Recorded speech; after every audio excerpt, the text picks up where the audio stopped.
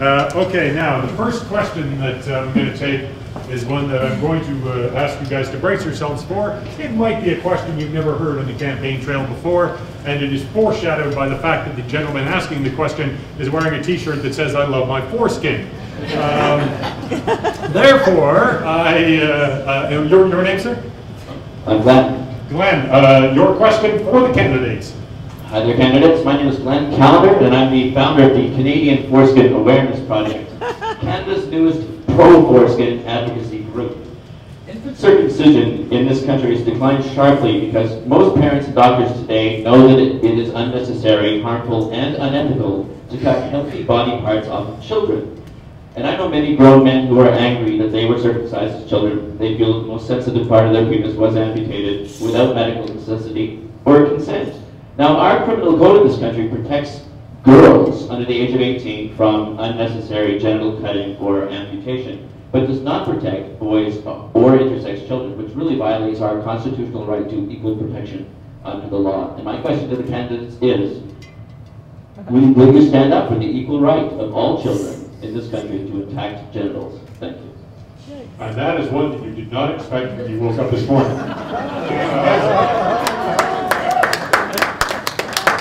Adrian Carr, you get the honor of answering that question first. Well, probably unlike all the other candidates, this came up at our last policy convention, actually. And so there was a resolution put forward. You know, I'm going to have to ask to make sure it was passed. Maybe somebody else remembers in the room that was at the convention. I think it was passed. But it absolutely was a subject of debate. So we're ahead on that one. Travis McRae of the Pirate Party of Canada. So, I like my genitals just fine. Basically, I'd have to look into the issue. I mean, from the sounds of it, it sounds like something I'd support. And I don't want to be that politician who's like, oh, well, I'll read into it. But it's something that I really would have to look into because while I agree with you, on the flip side of it, I'm foreskinless, and I never complained, and if I did go at this point, it would be rather painful. So I mean, there's the flip side of it. So I would just have to, I would leave it up to my constituents, and I'd have to let them. And I always stand up for human rights, but I would hope that my constituents would see what is human rights in this case. Thank you very much, Travis. Michael, hiding at the table. Your turn.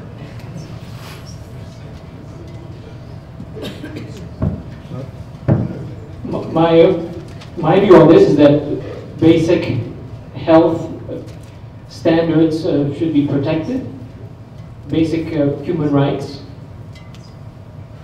but I don't have a position beyond that.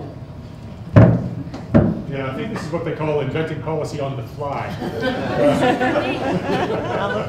Well, this is not the first time I've heard this question. Actually, it came up about 5 elections ago. There was a huge movement to deal with this issue. As a physician, I can answer it because I think we have a couple of things to think about.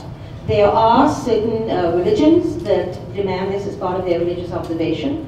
I think under Section 2 of the Charter, we cannot infringe on that right unless it was going to mutilate the person extensively, and we've seen the damage done by female genital mutilation. However, I have recently read articles in the Lancet and in the American Medical Journal and JAMA that actually said that in some instances this decreases the risk of passing on sexually transmitted diseases such as HIV/AIDS. So as a physician, I have to suggest to you that you can hiss if you wish, but I'm talking to you about what the medical evidence says. So that if people choose to do this, if they choose not to do this, I have to say that I have to look at the fact that the medical community is divided on that issue, and that there are certain instances in which this is allowed for religious reasons, and of course in certain instances for medical reasons. Thank you. Thank you very much. Now, Michael Hill of the Marxist-Leninist Party of Canada.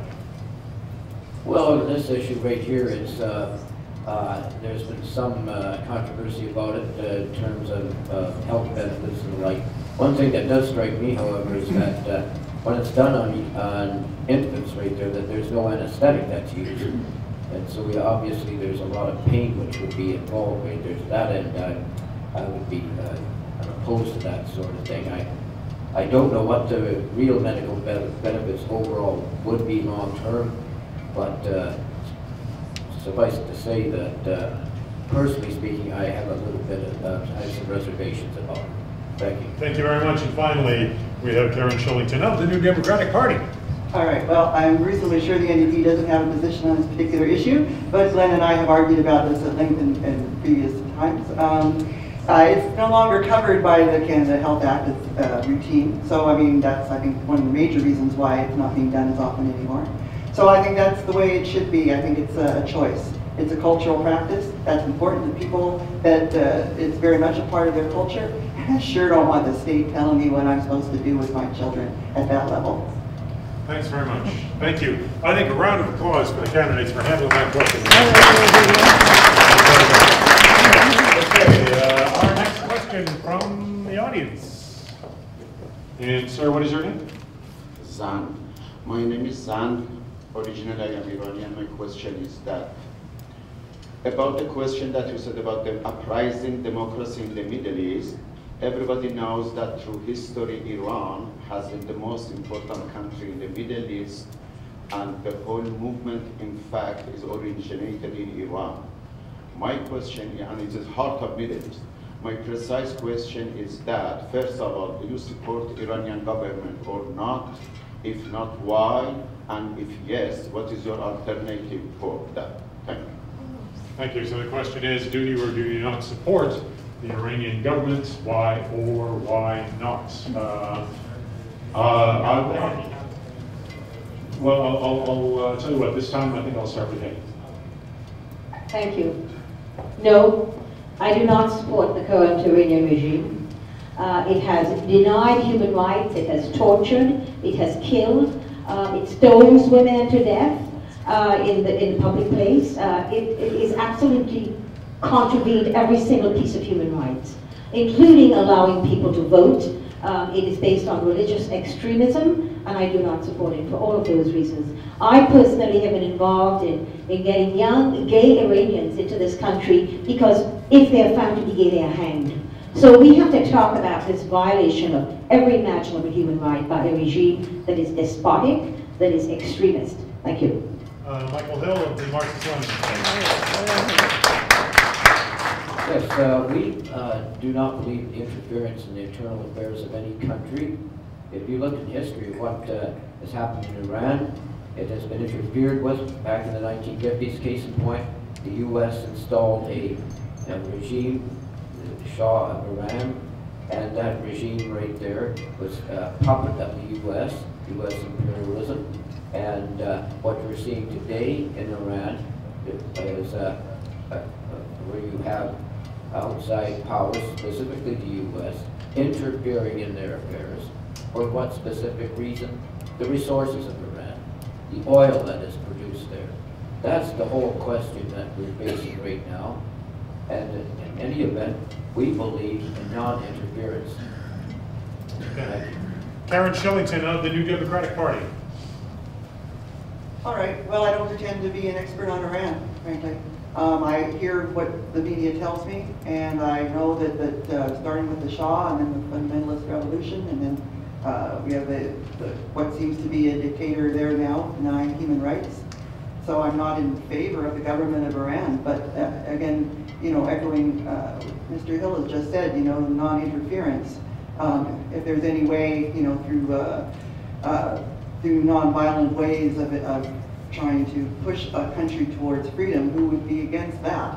But I mean, it's unfortunate that the Green Revolution didn't take hold like we all were hoping it would. Thank you. I will now take the mic and pass it along to Mr. Travis McCray of the Pirate Party of Canada. Thank you. I think when we look at Iran, the first thing we have to do is just say, especially when we talk about democracy, we have to go remember Nita. She was the one that they captured on film being killed by the Iranian government when all these protesters wanted was fair democracy, not a democracy that was controlled by the state, something where the votes were manipulated. And she was killed so she can have her right to vote, and that's why we've been talking about taking care of that right. Again, Pirate Party and different anonymous groups on the internet were very influential in the Iranian protests. And I think that's That's symbolic of who we are, but I agree.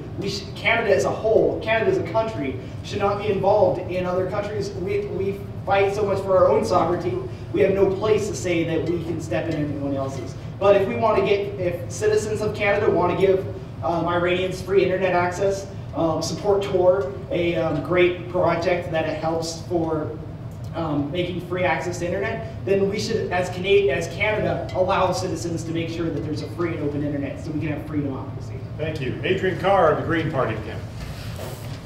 My parents were actually living in Iran at the time of the changeover to the Ayatollah Khomeini. So I remember their words about how horrific that particular changeover was. This is not an easy question. It's not an easy question because I believe that we as human beings have a right to protect, have a responsibility to protect other human beings who are endangered. That responsibility to protect is actually enshrined in the United Nations. It was a Canadian who put that forward. And Canada could play an actual lead role in that responsibility to protect. And if we don't take measures, we get genocide. We get people being killed in other countries. And it's happening in Iran, but it's not the only place, as we all know. So where do you draw the line in terms of the movement forward in a country where you know that human rights are being abused, where people are being killed? How do you move in? One thing I know for sure, you don't have a leg to stand on as a country if you're not respecting democracy in your own country. Thank you very much, Adrian. Michael Hunefeld of the Progressive Canadian Party of Canada. What are the values that Canada stands for? Democracy, human rights, multiculturalism, the rule of law. These values should not only be protected and promoted within our own country, we also need to express and fight for these values all over the world. Canada, as a middle power, must work through multilateral institutions to promote democracy, to promote human rights, to promote the rule of law. What should Canada's objective be in the realm of foreign affairs?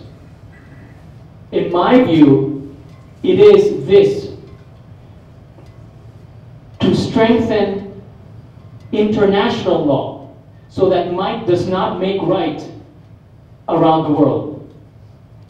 These are the things that Canada must stand for in the international realm. Thank you very much.